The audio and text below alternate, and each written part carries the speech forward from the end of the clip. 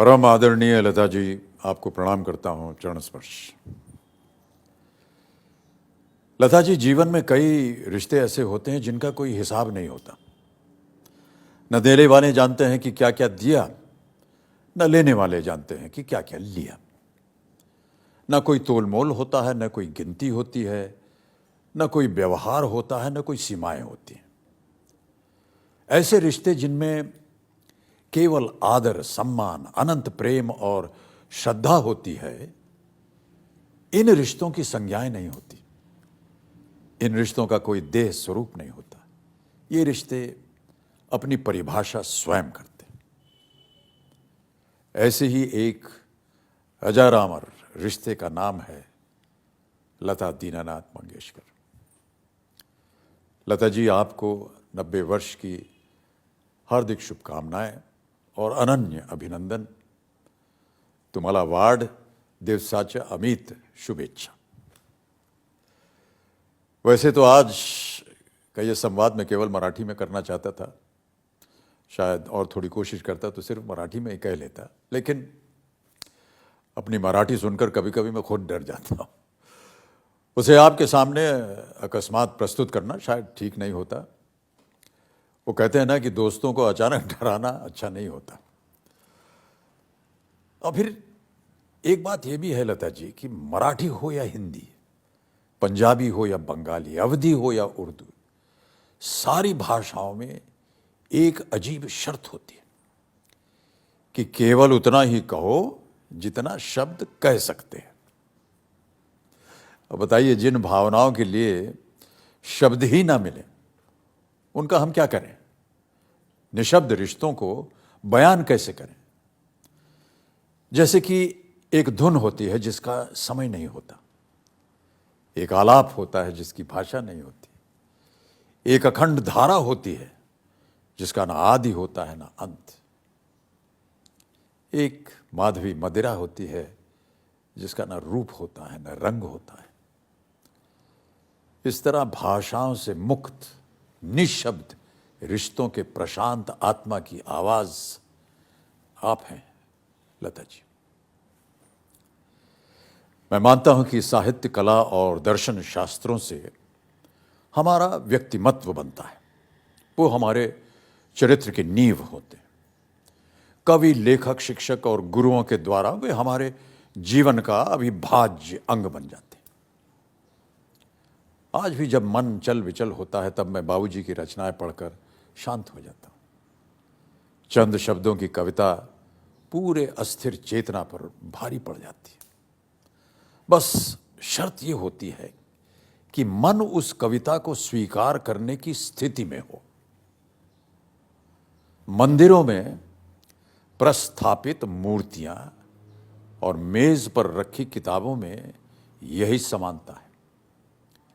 अगर भीतर की भाषा समझ में आए तो देवता हैं, नहीं समझ में आए तो मिट्टी है। हमारे प्राणों की देवी है सरस्वती। श्वेत कमल के आसन पर श्वेत वस्त्र धारण किए, श्वेत गंध लगाए, श्वेत हंसों के बीच हाथ में वीणा, शुभ्र स्फटिक माला और शालीन शारदा का स्मित मुख, देवी सरस्वती का ये ध्यान स्वरूप है। मैं कहता हूं लता जी, आपके एक ही लंबे आलाप में वो मूर्तियां, वो किताबें, वे कला चित्र सारे स्वयं जीवित हो जाते हैं। हम भाग्यशाली है कि हमारा जन्म लता जी के दौर में हुआ है। संत ज्ञानेश्वर ने पसायदान में कहा है, चला कल्पतरुंचे आरव चेतना चिंतामणि से गाव, बोलते जे अर्णव पीयूषांचे।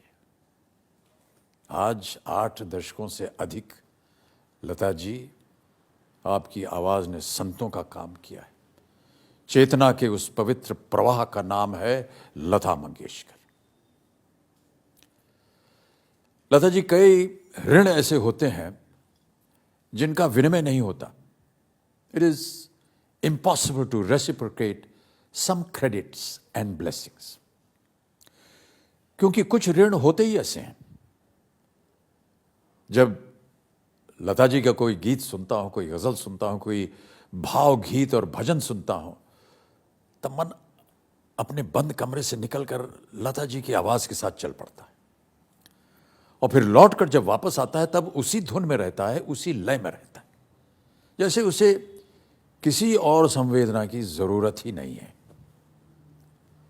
यह ऐसा ऋण है जो हम किसी जीवन में चुका नहीं सकते और फिर ऐसे ऋण चुकाए भी नहीं जाते, उन्हें सिर्फ शीश झुकाकर स्वीकार किया जाता है। मैं धन्यवाद कहूँ, आभार कहूँ, थैंक यू कहूँ, लेकिन शब्दों से ये भावना व्यक्त नहीं होती। दैवी शक्तियों का उपकार नहीं माना जाता, सरस्वती की पूजा होती है, सरस्वती का सत्कार नहीं होता। अक्सर बाबूजी के शब्द पढ़ता हूं और स्वयं उसका अर्थ जोड़ने की चेष्टा करता हूं। यदि बाबूजी साथ होते तो घूमकर पूछ लेता, बाबूजी यहां क्या कहा है? मां होती तो उनके पास बैठकर कहता, मां सुनो, मैंने आज एक धुन सीखी है। होती तो मगर है नहीं। 77 वर्ष में मैंने ये सीखा है कि जिन ऋणों का विनिमय नहीं हो सकता उनका सम्मान तुरंत करना चाहिए, चाहे जैसे हो सके वैसे हो।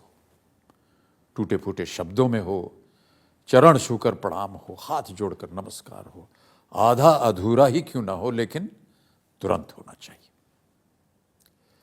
लता जी, आपने कला के अल्प आयु को अपने स्वरों से, मधुर तारों से जोड़कर उसे अमर कर दिया है। आपके सुरों के बिना संगीत पूरा नहीं होता। आज आपके जन्मदिन के इस शुभ अवसर पर मैं अपनी असीम कृतज्ञता आपको सादर करता हूँ, प्रणाम करता हूँ। बहुत बहुत शुभकामनाएं। नमस्कार।